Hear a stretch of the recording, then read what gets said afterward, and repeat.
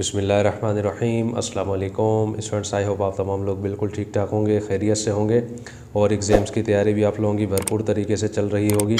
और रमज़ान का महीना भी आने वाला है तो यकीनन आप लोग उसकी भी तैयारी में लगे हुए होंगे और दुआएं भी कर रहे होंगे कि आप लोगों के एग्ज़ाम्स ईद के बाद हों।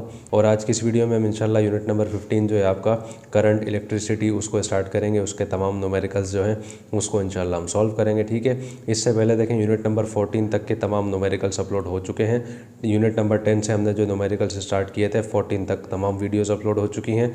आज की वीडियो में हम इंशाल्लाह यूनिट नंबर 15 को स्टार्ट करेंगे। ठीक है भाई, तो हम आ जाते हैं भाई न्यूमेरिकल नंबर 1 में। कह रहा है कि when the current in a pocket calculator is 0.002 ampere. एक पॉकेट कैलकुलेटर है, उसके अंदर जो करंट है कितना है भाई 0.002 के एम्पेयर है। आगे कह रहा है how much charge flows in every minute, her minute के अंदर कितना चार्ज उसमें फ़्लो करेगा। यानी कि देखें अमाउंट ऑफ चार्ज ये पूछ रहा है और कह रहा है कि हर एक मिनट के अंदर, ठीक है, एक मिनट के हिसाब से बात कर रहा है कि हर एक मिनट के अंदर कितना चार्ज फ्लो करेगा। ठीक है भाई, तो हम क्या करते हैं भाई, सबसे पहले इसके डेटा में आते हैं। हम यहाँ पर बता देते हैं कि भाई सबसे पहले इसने जो है इलेक्ट्रिक करंट की यहाँ पर बात की है। तो हम बताते हैं कि भाई इलेक्ट्रिक करंट को जो है हम भाई किससे ज़ाहिर करते हैं, आप अच्छे से जानते हैं, आपने पिछले जो है यूनिट में पढ़ा भी था। हम उसको आई से ज़ाहिर करते हैं। और कितना बताया भाई, वो इसने बताया 0.002 एम्पेयर। क्लियर हो गया भाई, यहाँ तक देखें आपको बात समझ में अच्छे से आ गई होगी। अच्छा, उसके बाद देखें इसने टाइम की बात की थी। हम बताते हैं भाई टाइम की भी इसने बात की थी। यहाँ पर टाइम को हम टी से ज़ाहिर करते हैं। कितना बताया था, 1 मिनट। ठीक है, 1 मिनट। और आप जानते हैं ऐसा यूनिट उसका होता है सेकंड। तो 1 मिनट में कितने सेकंड होते हैं भाई, आप बताएंगे 60 सेकंड होते हैं। अच्छा, फाइंड हमने क्या करना था, आप बताएंगे सर अमाउंट ऑफ चार्ज जो है हमने फाइंड करना था। ठीक है भाई, अमाउंट ऑफ चार्ज हमने फाइंड करना है। और इसको हम किससे ज़ाहिर करते हैं भाई, इसको हम क्यू से ज़ाहिर करते हैं। सिंपल सी बात है। तो हम क्या करते हैं भाई, सॉल्यूशन में आ जाते हैं। और इसका एक फार्मूला है, आपने जहन में रखना है हमेशा कि आई जो होता है, आई से मुराद क्या है भाई, आई से मुराद इलेक्ट्रिक करंट जो होता है ये किसके बराबर होता है, ये बराबर होता है क्यू अपॉन में टी के। ठीक है भाई, यानी कि amount of charge per unit time. ठीक है भाई, हमने फाइंड क्या करना है, आप बताएंगे सर हमने क्यू फाइंड करना है, तो टी को हम इक्वल के उस तरफ भेज देंगे। तो ये बन जाएगा कुछ इस तरह से आई टी। ठीक है, वैल्यूज़ कर लें पुट। आई की वैल्यू कितनी है, आप बताएंगे सर वो है 0.0002 मल्टीप्लाई करेगा टाइम के साथ यानी कि 60 के साथ, तो हमारे पास आ जाएगा भाई क्यू की वैल्यू। इन दोनों को आपस में करवा लें मल्टीप्लाई, दोनों को आपस में मल्टीप्लाई करवाएंगे आपके पास आ जाएगा भाई 0.012। और इसका यूनिट क्या होता है, आप बताएंगे सर वो होता है कूलम। ठीक है भाई, तो ये देखें भाई ये आ गया इसका आंसर। इसको आंसर लिखेंगे तो भी ठीक है, कोई मसला नहीं है, लेकिन बुक में अगर आप चेक करेंगे आपको जो है आंसर शो हो रहा है वो मिली कूलम में शो हो रहा है। ठीक है, तो हम क्या करते हैं भाई, इसको कन्वर्ट करवा लेते हैं मिली कूलम के अंदर, कोई मसला नहीं है। तो मिली कूलम में देखें भाई कैसे कन्वर्ट होगा, हम इसको अच्छे तरीके से कर लेंगे, कोई मसला नहीं है। देखें भाई मिली का मुराद है, मिली से मुराद है 1000। ठीक है, यानी कि हम एक काम करते हैं, हमारे पास जो 0.012 आया है इसको मल्टीप्लाई करवा लेते हैं 1000 के साथ। आपस में करवा लें दोनों को मल्टीप्लाई, तो हमारे पास सिंपल सी बात है, हमारे पास आ जाएगा सिर्फ और सिर्फ 12। और जो है किस में आएगा, ये मिली कूलम में। ठीक है स्टूडेंट्स, तो ये देखें भाई आ गया इसका आंसर। उम्मीद है मुझे बहुत ही अच्छे तरीके से न्यूमेरिकल नंबर 1 आपको समझ में आ गया होगा। बिल्कुल आसान न्यूमेरिकल्स हैं, कोई मसला कोई परेशानी की बात नहीं है। ठीक है भाई, न्यूमेरिकल नंबर 1 कंप्लीट हो गया। अब हम आते हैं न्यूमेरिकल नंबर 2 में। न्यूमेरिकल नंबर 2 में स्टूडेंट्स हम आगे हैं, आपके सामने मौजूद है। कह रहा है calculate the amount of current. ठीक है, अमाउंट ऑफ करंट यानी कि आई हमने फाइंड करना है। हम बता देते हैं कि डेटा में चलें भाई, ऐसे बना लेते हैं कि हम अमाउंट ऑफ करंट जो है, अमाउंट ऑफ करंट जिसको हम आई से ज़ाहिर करते हैं, कह रहा है कि भाई ये आपने फाइंड करना है। ठीक है भाई, आगे कह रहा है that an electric heater uses to heat a room in 5 minutes. एक हीटर जो होता है, इलेक्ट्रिक हीटर, एक रूम है उसको 5 मिनट के अंदर वो गर्म करता है। ठीक है, तो यानी कि देखें इसने टाइम हमें बता दिया है, टाइम हम उसको ज़ाहिर करते हैं टी से और 5 मिनट्स है। और आप अच्छे से जानते हैं हमने इसको कन्वर्ट करना होगा, तो हम क्या करेंगे 5 को 60 से मल्टीप्लाई करवा देंगे, तो ये बन जाएगा 300 सेकंड्स। ठीक है, सिंपल सी बात है। आगे कह रहा है इफ़ द चार्ज इज़ 2100, यानी कि देखें अमाउंट ऑफ चार्ज भी इसने यहाँ पर दे दिया। कितना दिया है भाई, हम बता देते हैं अमाउंट ऑफ चार्ज कितना दिया है भाई, ये इसने दिया है 2100। तो अब हम आते हैं सॉल्यूशन में। सिंपल सी बात है, वही फार्मूला लगेगा जो पिछले क्वेश्चन में हमने किया था कि I is equal to Q upon में टी होता है। ठीक है, फाइंड हमने क्या करना है, आप बताएंगे आई ही फाइंड करना था, तो वैल्यूज पुट कर लेते हैं। क्यू की वैल्यू कितनी है, क्यू की वैल्यू देखें। अच्छा, अमाउंट ऑफ करंट आई हो गया, अमाउंट ऑफ चार्ज यानी कि क्यू, अमाउंट ऑफ चार्ज को हम देखें भाई क्यू से ज़ाहिर करते हैं। और कितनी है वो आप बताएंगे 2100 है, अपॉन में टाइम है, टाइम कितना है भाई वो है 300 सेकेंड्स, 0 से 0 कैंसिल, 3 × 3, 3 7 21, यानी कि हमारे पास अमाउंट ऑफ करंट जो है कितना आएगा आप बताएंगे 7, और इसका यूनिट क्या होता है एम्पेयर। ठीक है स्टूडेंट्स, तो देखें भाई ये आ गया इसका आंसर। आसान न्यूमेरिकल्स है ना, कोई मसला नहीं है, कोई परेशानी है ही नहीं। ठीक है भाई, न्यूमेरिकल नंबर 2 कंप्लीट हो गया। अब हम आते हैं न्यूमेरिकल नंबर 3 में। न्यूमेरिकल नंबर 3 में स्टूडेंट्स हम आ गए हैं, आपके सामने मौजूद है पोटेंशियल डिफरेंस की बात इसमें देखें कर रहा है, कह रहा है a potential difference of 90 watts exist between 2 points. 2 points के दरमियान 90 वॉट्स का जो है पोटेंशियल डिफरेंस है। तो हम क्या करते हैं यहाँ पर भाई डेटा बनाते हैं, पोटेंशियल डिफरेंस को हम देखें किससे ज़ाहिर करते हैं, हम V से ज़ाहिर करते हैं। कितना दिया भाई 90 वॉल्ट्स। ठीक है, कह रहा है the amount of work done, work की बात इसने की है, कितना है when an unknown charge is moved between the points is 450 joule. Work done को देखें W से ज़ाहिर करते हैं, कितना दिया है 450 जूल। ठीक है भाई, तो फाइंड क्या करना है, determine the charge amount. Find हमने क्या करना है अमाउंट ऑफ चार्ज, जिसको हम Q से ज़ाहिर करते हैं। क्लियर हो गया मामला। आ जाते हैं अब हम सॉल्यूशन में। देखें भाई पोटेंशियल डिफरेंस की बात इसने की थी, तो डेफिनेशन भी उसी की लगाएंगे। पोटेंशियल डिफरेंस किसके बराबर होता है भाई, हम बताएंगे सर ये बराबर होता है वर्क डन अपॉन में जो है अमाउंट ऑफ चार्ज के। ठीक है, तो वैल्यूज पुट करने से पहले हम क्या करते हैं, Q हमने फाइंड करना है, Q को इक्वल के उस तरफ भेज देते हैं और V को यहाँ ले आते हैं, तो ये हमारे पास बन जाएगा W अपॉन में V। करते हैं वैल्यूज़ को पुट। W कितना है हमारे पास भाई, वर्क हमारे पास कितना है हम बताएंगे भाई वो है 450, और V हमारे पास कितना है, V हमारे पास है 90। क्लियर हो गया, तो 0 से 0 कैंसिल, 9 1 = 9, 9 5 = 45, यानी कि हमारे पास अमाउंट ऑफ चार्ज कितना आएगा आप बताएंगे 5, और इसका यूनिट क्या होता है कूलम। ठीक है स्टूडेंट्स, तो देखें भैया आ गया इसका आंसर। उम्मीद है मुझे भी बहुत अच्छे तरीके से न्यूमेरिकल नंबर 3 भी आपको समझ में आ गया होगा। तो अब हम आते हैं नेक्स्ट न्यूमेरिकल में, यानी कि न्यूमेरिकल नंबर 4 में। न्यूमेरिकल नंबर 4 में स्टूडेंट्स हम आ गए, आपके सामने मौजूद है, कह रहा है कैलकुलेट द पोटेंशियल डिफरेंस। कह रहा है भाई पोटेंशियल डिफरेंस आपने फाइंड करना है। देखें भाई वही न्यूमेरिकल आपके सामने, यानी कि वही डेटा आपके सामने मौजूद है। पिछले न्यूमेरिकल वाला मैंने इसको रिमूव नहीं किया क्योंकि भाई वही चीज़ इसके अंदर आ रही है। कह रहा है कैलकुलेट द पोटेंशियल डिफरेंस। सबसे पहले तो देखें भाई ये आपने कह रहा V आपको फाइंड करना है। ठीक है, कह रहा है between 2 points A and B, 2 point हैं A और B। कह रहा है if it takes 9 × 10⁻⁻⁴ joule of external work. Work कितना दिया भाई, हम बताएंगे 9 × 10⁻⁻⁴ जूल। ठीक है भाई, कह रहा है टू मूव अ चार्ज।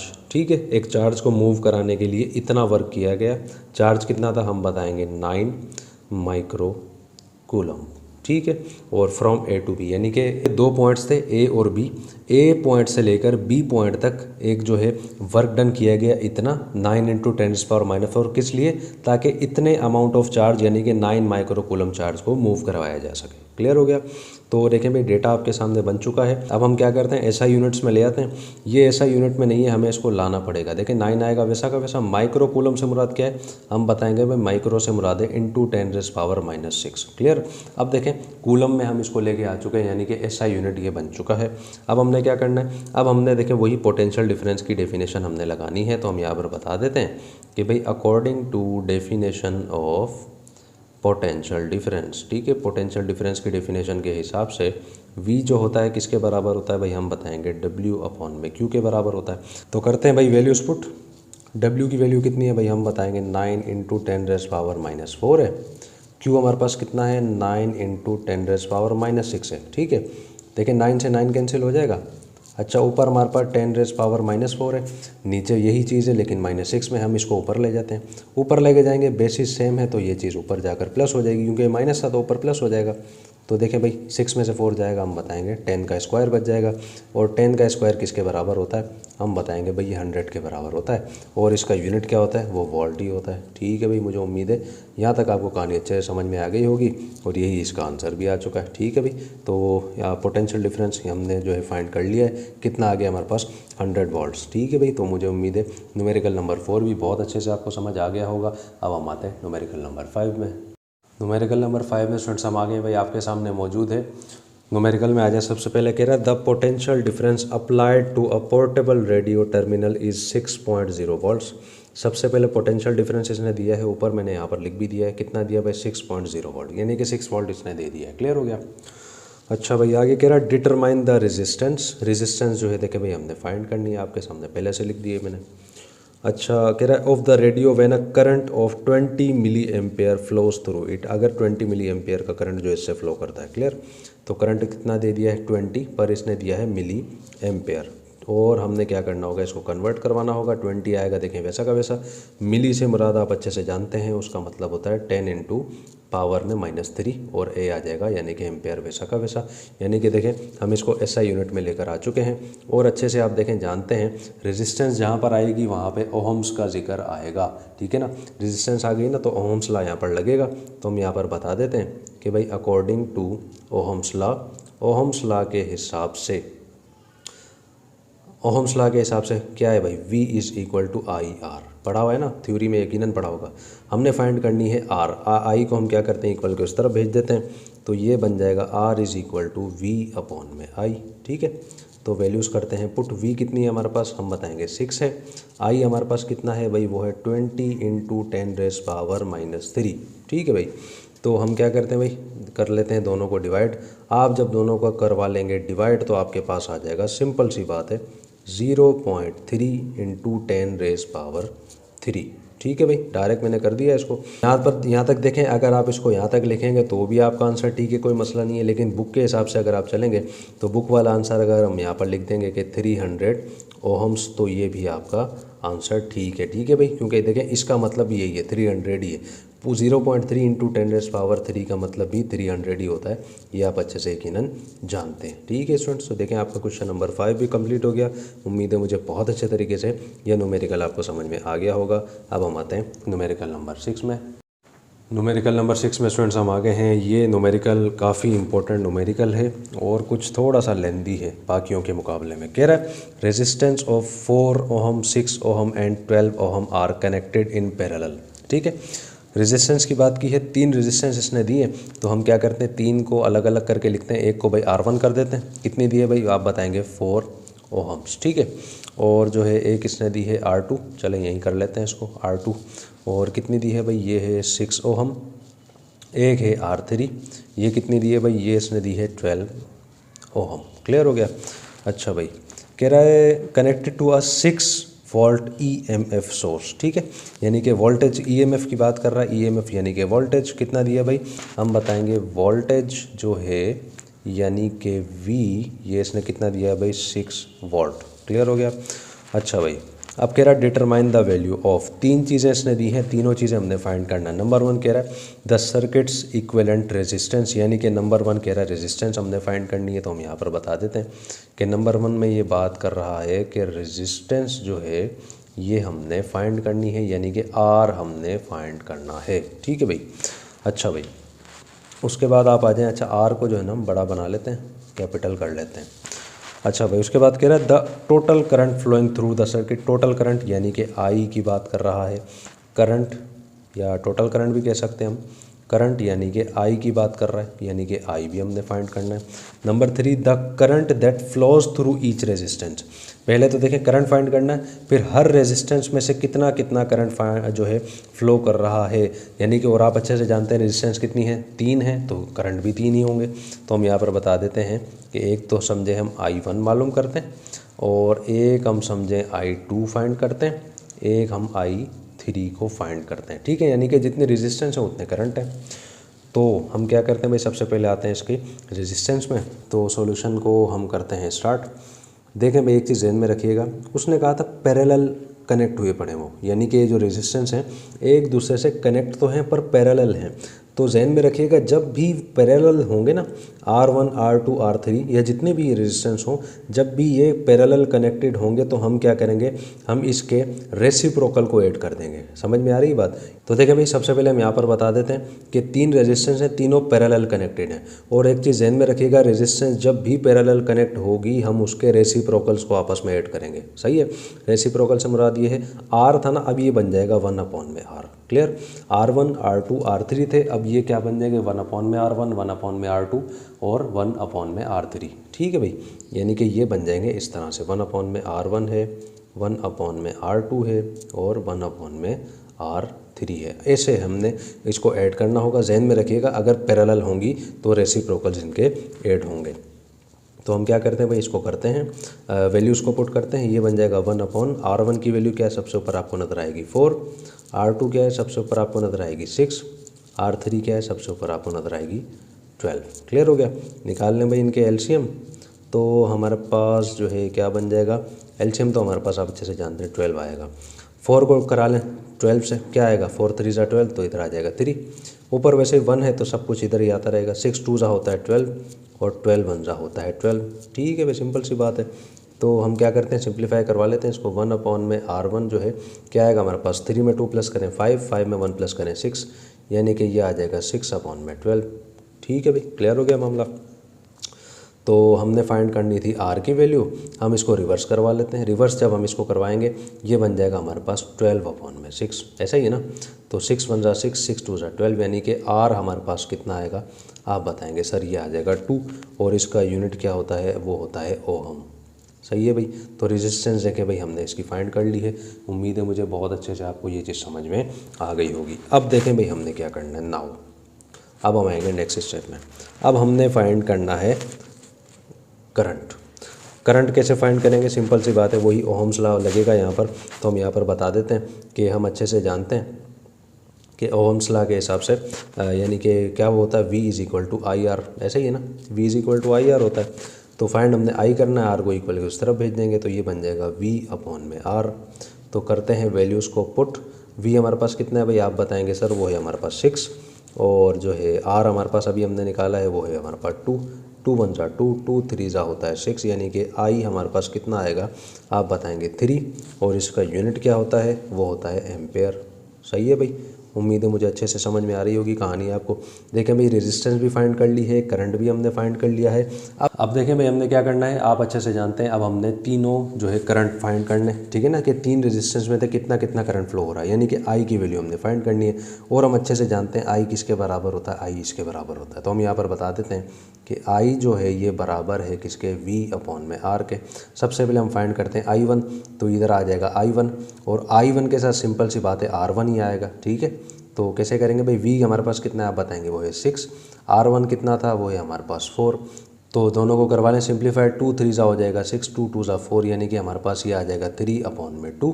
तो हमारे पास देखें 3 को 2 से करवा लें डिवाइड, तो I1 की वैल्यू हमारे पास आ जाएगी, कितनी आएगी भाई आप बताएंगे सर, वो आएगी 1.5। यूनिट क्या होता है इसका, वो होता है एम्पेयर। सही है भाई, उम्मीद है मुझे आपको अच्छे से समझ आ गया होगा। अब हम आते हैं I2 के अंदर। I2 कैसे फाइंड करेंगे, सिंपल सी बात है, वही फार्मूला लगेगा V/में, पर R के साथ 2 आ जाएगा। ठीक है, V हमारे पास 6 ही मौजूद रहेगा, R2 कितना था वो रहा ऊपर, यानी कि ये भी देखें 6 ही था। 6 से 6 कैंसिल हो जाएगा, तो I2 हमारे पास कितना आएगा, वो हमारे पास आएगा 1 एम्पेयर। ठीक है ना, 1 एम्पेयर हमारे पास आएगा। तो यहाँ बता देते हैं हम कि I2 हमारे पास आएगा 1 एम्पेयर। अब हम आते हैं लास्ट में। लास्ट हमारे पास हमने फाइंड करना है I3 यानी कि ये किसके बराबर होगा आप बताएंगे सर, ये बराबर होगा V/R3 की। सिंपल सी बात है। तो V हमारे पास 6 था, R3 हमारे पास था 12। तो करवा लें दोनों को जो है सिंप्लीफाई। तो सिंप्लीफाई जब हम करवाएंगे 6 को 12 से जब डिवाइड करवाएंगे हमारे पास आ जाएगा भाई 0.5, और यूनिट वही होगा इसका एम्पेयर। ठीक है स्टूडेंट्स, तो देखें भाई सारी चीज़ें हमने फाइंड कर ली हैं। हमने सबसे पहले देखें भाई इसकी रेजिस्टेंस फाइंड की, देन हमने इसका करंट फाइंड किया, और उसके बाद तीनों रेजिस्टेंस में से कितना कितना करंट फ्लो कर रहा था, तीनों जो है देखें हमने फाइंड कर लिया है। ठीक है स्टूडेंट्स, तो देखें भाई ये आ गया इसका आंसर। उम्मीद है मुझे बहुत ही अच्छे तरीके से ये ये न्यूमेरिकल आपको समझ आ गया होगा। और देखें भाई ये मोस्ट इंपॉर्टेंट न्यूमेरिकल है, हो सकता है आपके एग्ज़ाम में ये आ जाए, क्योंकि पिछले साल के एग्ज़ाम में मैं इसको देख चुका हूँ पेपर में। ठीक है भाई, तो मुझे उम्मीद है भाई हो सकता है ये एग्ज़ाम में आपके आ भी जाए, और समझ में भी आपको यकीनन आ गया होगा। तो यहाँ न्यूमेरिकल नंबर 6 हमारा मुकम्मल हो गया। अब हम आते हैं इस यूनिट के लास्ट न्यूमेरिकल में, यानी कि न्यूमेरिकल नंबर 7 में। न्यूमेरिकल नंबर 7 में स्टूडेंट्स हम आ गए। ये हमारा इस यूनिट का लास्ट न्यूमेरिकल कह रहे 220 वोल्ट, ठीक है ना, 220 volt circuit is used to power 120 watt and 80 watt light bulb. कह रहा है एक सर्किट है 220 वोल्ट का, वो कह रहा है 2 बल्ब उससे जल रहे हैं, एक बल्ब है 120 वोल्ट का, एक बल्ब है 80 वोल्ट का। क्लियर हो गया। तो कह रहा है कि which bulb has the greater resistance and which one has the higher current. तो कह रहा है सबसे ज़्यादा रेजिस्टेंस कौन से बल्ब की है, और सबसे ज़्यादा करंट कौन से बल्ब में होगा। तो जहन में रखिएगा यहाँ पर उल्टा हिसाब होता है, जिस बल्ब की सबसे ज़्यादा रेजिस्टेंस होगी ना उधर सबसे कम करंट होगा, और जिसमें सबसे ज़्यादा करंट होगा उसकी रेजिस्टेंस सबसे कम होगी। ठीक है, बात आपको समझ में आ रही है। हम क्या करते हैं, सबसे पहले बनाते हैं डेटा इसका। तो देखें, हम बताएंगे कि सबसे पहले भाई देखें इसने वोल्टेज हमें दे दिया है, वोल्टेज को हम देखें भाई किससे ज़ाहिर करते हैं, V से। कितना दे दिया भाई, वो इसने दिया है 220 वोल्ट्स। ठीक है, अच्छा 2 इसने पावर दिए हैं, पावर, ठीक है, क्योंकि वॉट की बात कर रहा है। तो पावर एक तो दिया इसने 120 और एक इसने दे दिया है 80। ठीक है भाई, तो अब हम क्या करते हैं, एक को P1 कर देते हैं, एक को P2 कर देते हैं।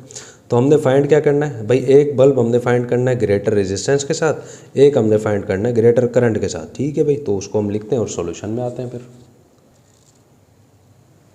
तो देखिए भाई क्या क्या क्या करना है हमने, bulb with greater resistance, bulb with greater current. हम क्या करते हैं, करंट फाइंड कर लेते हैं, उसको देखकर हमें खुद अंदाज़ा हो जाएगा कि उसके अंदर किसकी रेजिस्टेंस ज़्यादा है, किस में करंट ज़्यादा है। क्लियर हो रहा है। हम एक काम करते हैं, दो चीज़ें ना, तो हम एक काम करते हैं यहाँ पर हम बता देते हैं कि I जो होता है ये बराबर होता है P/V के। ठीक है, यहाँ पर भी बता देते हैं कि I बराबर होता है P/V। ठीक है, एक हो जाएगा भाई I1, एक हो जाएगा I2। तो जाहिर सी बात है I1 के साथ P1 आ जाएगा, I2 के साथ P2 आ जाएगा। ये तो हम अच्छे से जानते हैं, बताने की ज़रूरत नहीं है। वैल्यूज़ को पुट कर लेते हैं। I1 = P1 देखें हमारे पास कितना है, आप बताएंगे सर वो है 120। V हमारे पास कितना है सर, वो है 220। ठीक है भाई, क्लियर हो गया। अच्छा इधर आ जाएं, I2 हमारे पास, P2 कितना है हमारे पास, वो है हमारे पास 80, और V हमारे पास कितना है सर, वो है 220। अब करवा लें सिंप्लीफाई दोनों को, सिंप्लीफाई दोनों को आप करवाएंगे, 0 से 0 कैंसिल, 12 को 22 से डिवाइड करवाएंगे, हमारे पास आ जाएगा भाई 0.54, और I का यूनिट क्या होता है, वो होता है एम्पेयर। सही है भाई, उम्मीद है मुझे अच्छी से समझ में आ गई होगी बात। अब आ जाए यहाँ पर I2 में, देखें भाई 0 से 0 कैंसिल, 8 को 22 से करवा लें डिवाइड, क्या आएगा भाई आप बताएंगे 0.36, और साथ में आ जाएगा एम्पेयर जो इसका यूनिट है। क्या इसमें ज़्यादा आया हमारे पास, I1 आप बताएंगे ज़्यादा आया, कितना आया 0.54, I2 कितना आया 0.36। मतलब क्या हुआ, I1 जो है उसका करंट ज़्यादा है, I2 का करंट कम है। यानी कि I1 का करंट ज़्यादा है तो इसका मतलब इसकी रेजिस्टेंस कम हो जाएगी। I2 का करंट कम है यानी कि इसमें रेजिस्टेंस ज़्यादा है, सिंपल सी बात है। तो भाई हम यहाँ पर बता देते हैं कि हमारे पास जो है फर्स्ट बल्ब जो है, हम यहाँ बता देते हैं कि फ़र्स्ट बल्ब जो है उसके अंदर क्या मामला है। हम उसमें बताते हैं कि उसके अंदर ग्रेटर करंट है। ठीक है, ऐसा ही है ना कि भाई इसके अंदर ग्रेटर करंट है। देखें भाई दोनों में, सब में ज़्यादा करंट इसमें। अब सिंपल सी बात है, ग्रेटर करंट ज़्यादा है ना, तो इसके अंदर रेजिस्टेंस जो होगी वो कम होगी, यानी कि स्मॉलर रेजिस्टेंस होगी। सही है भाई, उम्मीद है मुझे बात समझ में आ गई होगी। अब आप आ जाएं सेकंड बल्ब के अंदर, हम बताएंगे सेकंड बल्ब, इसमें उल्टा सिस्टम हो जाएगा। देखें कैसे, I2 यानी कि इसमें हमारे पास जो करंट आया था वो कम था, तो हम बता देंगे यहाँ पर स्मॉलर करंट, स्मॉलर करंट। अब स्मॉलर करंट है ना, तो सिंपल सी बात है इसकी रेजिस्टेंस ग्रेटर होगी। इसमें उल्टा सिस्टम होता है, अभी बताया ना मैंने आपको, तो ग्रेटर रेजिस्टेंस। ठीक है भाई स्टूडेंट्स, तो देखें भाई उम्मीद है मुझे बहुत ही अच्छे तरीके से ये आपको न्यूमेरिकल समझ में आ गया होगा। और देखें स्टूडेंट, बड़ी मेहनत के साथ ये तमाम के तमाम न्यूमेरिकल जो है आप तक मैंने पहुंचाए हैं, बड़ी मेहनत इसमें हुई है। तो मुझे भी आप लोगों से उम्मीद है कि अगर आपको मेरी मेहनत पसंद आएगी तो आप इंशाल्लाह इस वीडियो को लाइक भी करेंगे, कमेंट भी करेंगे। जिस शहर में आप रहते हैं, जिस स्कूल में आप पढ़ते हैं, उस स्कूल के नाम के साथ, शहर के नाम के साथ कमेंट करके आप मुझे बताएँ कि सर हम फ़लाँ स्कूल से और फ़लाँ शहर से ताल्लुक़ रखते हैं। ठीक है, क्योंकि देखें भाई बच्चे मुझसे भी पूछते हैं कि सर आप खुद किस शहर से ताल्लुक़ रखते हैं। तो देखें मैंने पहले भी अपनी वीडियोस में बताया है, दोबारा मैं बता देता हूं कि मेरा डिस्ट्रिक्ट टंडोला यार से मेरा ताल्लुक़ है। ठीक है, और जो है मैं यहीं से आप लोगों के लिए जो है वीडियोस वगैरह जो है अपलोड करता हूँ। ठीक है स्टूडेंट्स, तो अब हमारी मुलाकात होगी इंशाल्लाह नेक्स्ट वीडियो में, जिसमें हम स्टार्ट करेंगे आपका यूनिट नंबर 16 इलेक्ट्रोमैग्नेटिज्म। तब तक के लिए अल्लाह हाफिज़, अस्सलामु अलैकुम वरहमतुल्लाहि वबरकातुहू।